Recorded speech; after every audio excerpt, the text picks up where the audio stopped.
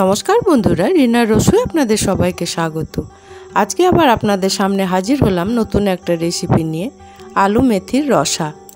লুচি বা পরোটার সাথে এই আলু মেথির রসা খেতে ভীষণই ভালো লাগে। তা চলুন দেখে নিই আমার এই ভিডিওটিতে কিভাবে আলু মেথির রসা তৈরি করি। ভিডিওটি প্রথম থেকে শেষ অবধি দেখার অনুরোধ রইল। আলু মেথির রসা তৈরি করার জন্য এখানে নিয়েছি 3টে আলু। আলুগুলোকে আমি ভালোভাবে ছাড়িয়ে নিয়ে তারপরে কেটে নেব।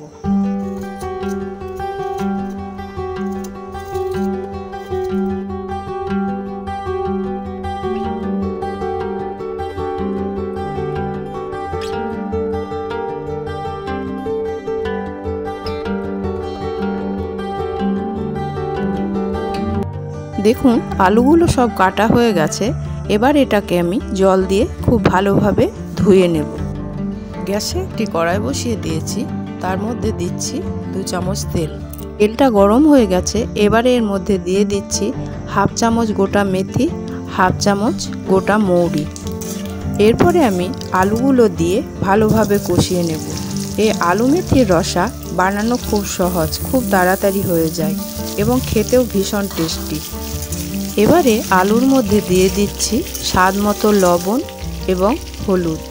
এখানে দিচ্ছি আধখানা টমেটো কুচি, 1 চামচ জিরে গুঁড়ো, 1 চামচ ধনে গুঁড়ো, আর টেস্টের জন্য দিচ্ছি হাফ চামচ চিনি।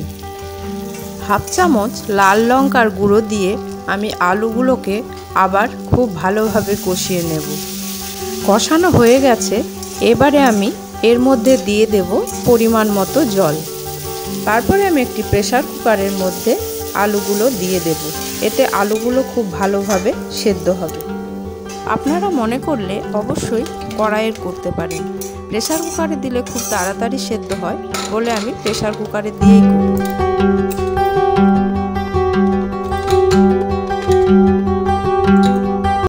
দেখুন আলুগুলো খুব সুন্দর সেদ্ধ হয়ে গেছে। এবারে আমি এই আলুর মধ্যে দিয়ে দেব কুচানো ধনেপাতা আর দেব কসৌরি মেথি। এগুলো দেওয়ার পরে আলুটাকে আমি আবার ভালোভাবে ফুটিয়ে নেব।